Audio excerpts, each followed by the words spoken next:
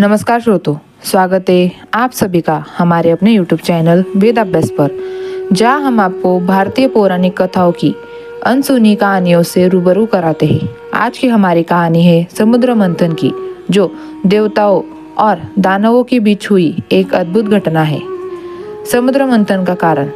समुद्र मंथन की कथा का प्रारंभ होता है जब देवताओं और दानवों के बीच अमृत पाने की लालसा उत्पन्न हुई।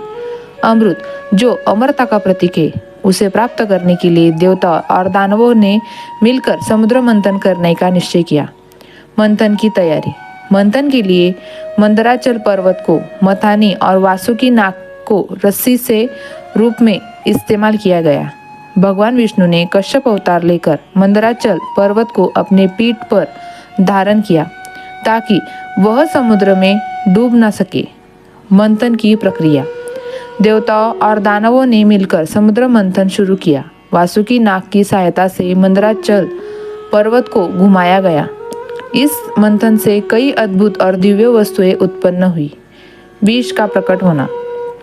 मंथन के प्रारंभ में ही समुद्र से कालाकूट विष निकला, जिसमें सभी को भयभीत कर दिया।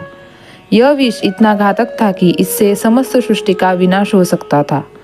शिव जी का विष पान करना। इस संकट को दूर करने के लिए भगवान शिव ने वह विष पान कर लिया। उन्होंने उसे अपने कंठ में रोक लिया, जिससे उनका गला कंठ नीला हो गया और वे नीलकंठ से नाम से प्रसिद्ध हुए। दिव्य वस्तुओं का प्रकट होना। इसके बाद मंथन से कई वस्तुएं प्रकट हुई, जैसे कामधेनु गाय, ऐरावत हाथी, कौस्तुभ मणि, कल्पवृक्ष और देवी लक्ष्मी। अमृत का प्रकट होना। अंत में भगवान धन्वंतरी अमृत कलश से के साथ प्रकट हुए। अमृत के प्रकट होते ही देवता और दानवों में उसे प्राप्त करने की होड़ लग गई। मोहिनी अवतार। इस समस्या का समाधान करने के लिए भगवान विष्णु ने मोहिनी अवतार धारण किया।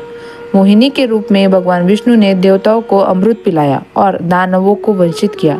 राहु और केतु की कथा।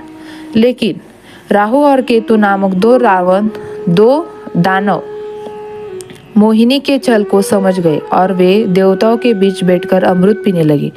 जब भगवान विष्णु ने इसे देखा तो उन्होंने राहु और केतु के सिर धड़ से अलग कर दिए। लेकिन उन्होंने अमृत पी लिया था, इसलिए वे अमर हो गए और राहु और केतु के रूप में ग्रह बन गए। समुद्र मंथन की यह कथा हमें यह सिखाती है कि देवता और दानवों के सहयोग से ही अमृत और प्राप्त हो सकता है। यह कहानी हमें धैर्य, सहयोग और दृढ़ संकल्प की महत्वता बताती है। अगर आपको यह कहानी पसंद आई हो तो कृपया कर इसे लाइक, शेयर और सब्सक्राइब करना ना भूलें। हमसे जुड़े रहिए और ऐसे ही रोचक कथा, प्रेरणादायक कथा कहानियों के लिए हमारे चैनल को हमेशा देखते रहिए। और हाँ, कमेंट बॉक्स में हर हर महादेव जरूर लिखें। धन्यवाद।